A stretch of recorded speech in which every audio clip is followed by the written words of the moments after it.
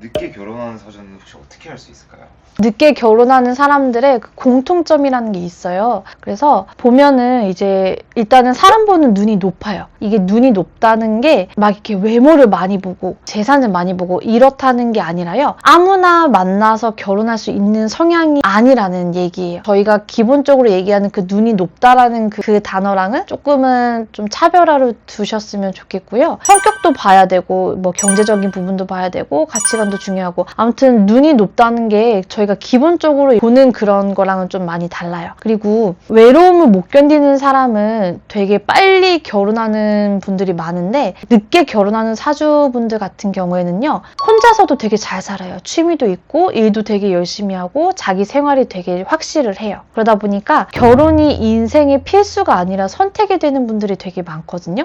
이런 분들은 연애운보다는 직장운, 사업, 공부운이 먼저 강하게 들어오는 사람들이 되게 많아요. 자연스럽게 결혼보다는 일을 하게 되고 정신 차려보면은 결혼 정년기가 지나가 있고 이런 경우가 많거든요. 근데 신기한 거는 이런 분들이 늦게 결혼을 한다고 해서 못 사는 게 아니고요. 오히려 더 잘 사는 경우가 많아요. 왜냐면은 본인이 어떤 사람인지를 알고 무엇을 원하는지 알고 경제적으로 이제 어느 정도 여유가 있기 때문에 더 그러신 분들이 많긴 하거든요. 결혼운이 늦게 들어오는 경우도 있지만 사람을 신중하게 보는 성향, 그리고 혼자서도 잘 사는 성향, 그리고 일 운이 먼저 들어온 성향, 이렇게 함께 나타나는 경우가 많다고 말씀드리고 있어요.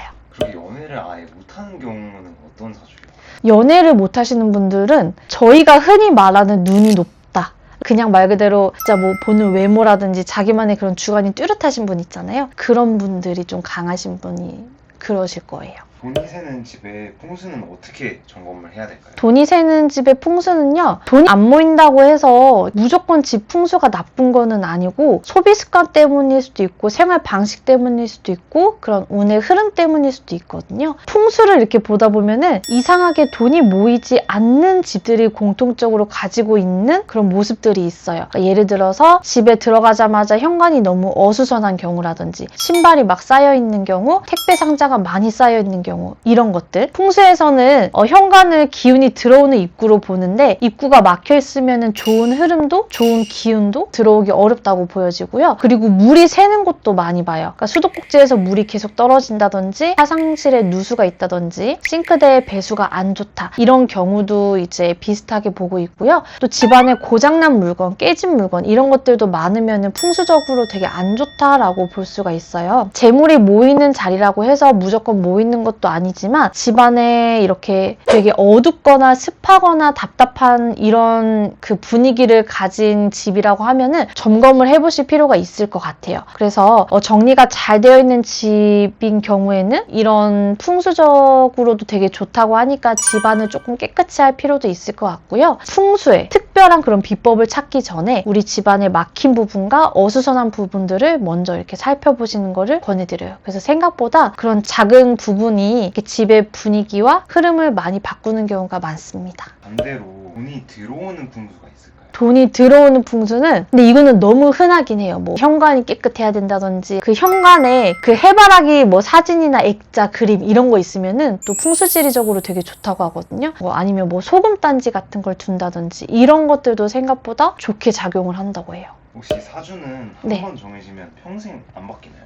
아니요? 이거는 진짜 너무 말씀드리고 싶은데 진짜 사주가 정해져 있으면 인생도 정해져 있다라고 생각하시는 분들이 너무 많아요. 사주는 태어날 때부터 갖고 오는 그릇은 맞기는 해요. 그런 성향도 있고요. 강한 부분도 있고 약한 부분도 있을 거예요. 그래서 어떤 운의 흐름을 타는지도 어느 정도 나타나요. 근데 그 그릇을 타고 태어난 것뿐이지 그 그릇을 가지고 어떻게 쓰냐에 따라서 이게 인생이 좌지우지가 되는 건 또 다른 얘기거든요. 그래서 점사를 보다 보면은 이게 비슷한 사주를 갖고 있는 사람인데 삶의 이런 방향은 완전히 지금 다른 방향으로 가고 있는 그런 사람들이 되게 많아요. 그래서 누군가는 어려운 시기를 이제 성장하면서 극복해내는 사람들이 있는 반면에 또 누구는 이제 같은 시기인데 포기해버리는 경우가 많거든요. 그래서 저는 사주보다는 때로는 더 무서운 게 습관이라고 얘기를 좀 많이 해요. 그래서 사주가 좋아도 게으르면 그 기회를 놓칠 수가 있고요. 사주가 조금 부족을 해도 그게 충분히 노력을 하면은 좋은 결과를 변화를 만들어내기도 하거든요. 같은 사주를 가지고도 인생의 모습은 계속 달라질 수밖에 없어요.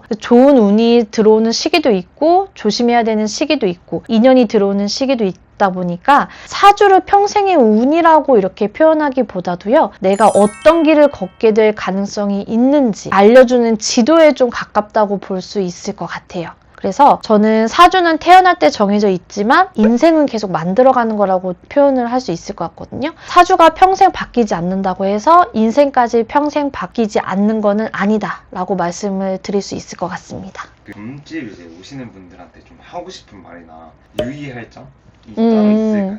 점집 같은 경우에는요, 이제 아무래도 사주나 철학으로 풀어내는 게 아니고 이렇게 방울부채를 흔들어서 어르신들의 말씀을 듣고 이제 풀이해서 나가는 경우가 많다 보니까 상담 시간이 그렇게 길지가 않을 수가 있어요. 그래서 간혹 가다가 정말 이제 사주나 철학 쪽 아니면 명리학 쪽을 생각하고 오시는 분들은 저희한테 이제 더 해주실 말이 없나요? 이러면서 이제 계속 질문을 던지시는 분들이 있거든요. 그래서 그런 부분들은 조금 참고해서 오셨으면 좋겠다 라고 생각이 들어요. 왜냐면 저희 같은 경우에는 내가 문제가 아니라고 생각된 부분이 문제라고 표현이 될 수도 있거든요. 그렇기 때문에 그런 부분들이 이거는 내 고민이랑 좀 다른데? 라고 느껴질 수는 있어요. 그렇지만 저희는 전반적인 운대를 다 봐드리는 건 아니고 지금 현 시점에서의 본인한테 문제될 만한 것들을 짚어내는 그런 부분이 있기 때문에 그렇게 길게 점사가 오래 가지는 않는다. 그렇게 생각하고 오시지 않으셨으면 좋겠다라고 저는 말씀드리고 싶습니다. 감사합니다. 감사합니다.